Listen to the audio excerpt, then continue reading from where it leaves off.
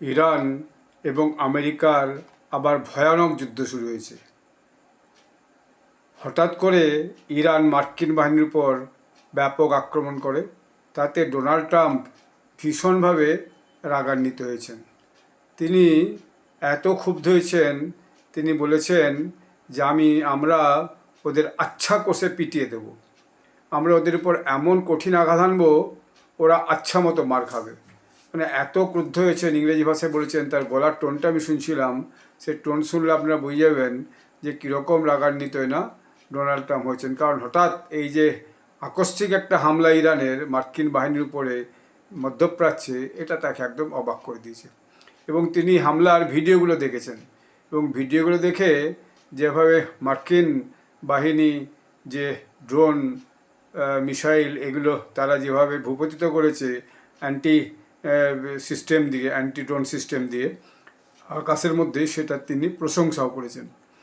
তারপর দেখা যাচ্ছে যে ওই অঞ্চলে যুদ্ধে এবারে কিন্তু প্রথম সৌদি আরবও মার্কিন বাহিনীর সঙ্গে কিন্তু যোগ দিয়ে দিল, এবং যোগ দিয়ে তারা দেখা গেল যে ইরান ঘনিষ্ঠ যে মিলিশিয়া আছে গোষ্ঠীগুলো, যারা যৌথভাবে এই হামলাটা চালিয়েছে আইআরজিসির সাথে এই মিডল ইস্টের কান্ট্রিগুলোতে, তার বিরুদ্ধে তারা মার্কিন বাহিনীর সঙ্গে সৌদি বাহিনীও তারাও কিন্তু যোগ দিল।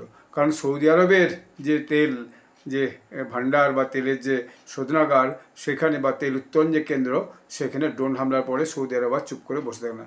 দীর্ঘদিন সৌদি আরব কিন্তু চুপ করে বসেছিল, দেখছিল যুদ্ধটা, কারো পক্ষে বিপক্ষে কিন্তু যায়নি।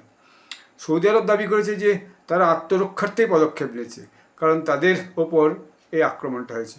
অন্যদিকে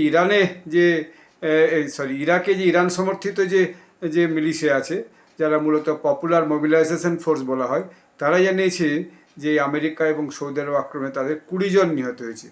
এখন মধ্যপ্রাচ্যে এ ধরনের বড় সংঘাত একটা মারাত্মক জায়গায় এবারে পৌঁছবে যা মনে হচ্ছে। এবং ইতিহাসে প্রথমবারের মতো মার্কিন যুক্তরাষ্ট্র এবং সৌদি আরবের বিমান বাহিনী ইরানের বিরুদ্ধে সরাসরি যৌথ অভিযান চালিয়েছে। গত 72 ঘন্টায় আইআরজিসি 30টার বেশি ড্রোন দিয়ে আমেরিকা এবং সৌদি আরবের যে যুদ্ধ বিমানগুলো, তারা যে পূর্ব ইরাক ইরান সমর্থিত মিলিশিয়াদের উপর অস্ত্র ও রসদ সরবরাহ কেন্দ্রগুলোকে ধ্বংস করেছে। অপরিশোধিত তেলের দাম এর জন্য $4 কিন্তু বেড়েও গেছে। ফলে এটা কিন্তু একটা ভয়ানক অশনি সংকেত বলা হচ্ছে। এখন যুদ্ধবিরতির যে বিষয়টা চলছিল 3 দিন, বা সেটা আরও বাড়তো 3, 4 দিন, 5 দিন, সেটা কিন্তু আর নেই। প্রেসিডেন্ট ট্রাম্প যে ইরানের যে সুপ্রিম লিডারের শেষকৃত্যের জন্য কিছুটা বিরতি সময় দিয়েছিলেন, কিন্তু সেটা সুযোগটা ইরান কিন্তু নষ্ট করেছে, এবং তারা ফাঁকা বুলি চালিয়ে যাচ্ছে, এটা আমেরিকার বক্তব্য। এবং আমেরিকার যে অর্থ বিভাগ, সে অর্থ বিভাগের যে ওয়েবসাইট, সেখানে প্রকাশিত একটা বিজ্ঞপ্তিতে দাঁড়িয়েছে যে ট্রাম্প প্রশাসন ইরানের উপর আরেক দফা নিষেধাজ্ঞা জারি করেছে, যারা তো 8টি ট্যাঙ্কার এবং 10টি প্রতিষ্ঠানকে কিন্তু লক্ষ্যবস্তু করা হয়েছে। যদিও ইরানের সেনাবাহিনীর কর্মকর্তা বলেছেন, আমেরিকা যদি কোনোভাবে ইরানের উপর গ্রাউন্ড ফোর্স নামানোর চেষ্টা করে, তাহলে যেন সতর্ক থাকে, কারণ ইরানের ভূখণ্ডে আমেরিকার কোনো গ্রাউন্ড ফোর্স নামলে তাদেরকে আর সশরীরে ফিরে যেতে হবে না, তাদেরকে আমরা কফিনবন্দি করে ফেরত পাঠাবো, এবং তার জন্য তাদের যে নরকে যাওয়ার একমুখে একটা টিকিট করে নিয়ে তারা আসবে। অতএব এটা একটা যে গ্রাউন্ড ফোর্স নামার ব্যাপারে ইরান কিন্তু আমেরিকাকে সতর্ক করে দিয়েছে। ফলে যুদ্ধ এখন কঠিন পরিস্থিতিতে গিয়ে পৌঁছেছে, এবং যে কোনো সময় এই যুদ্ধটা কোথায় গিয়ে পৌঁছাবে কেউই বুঝতে পারছে না।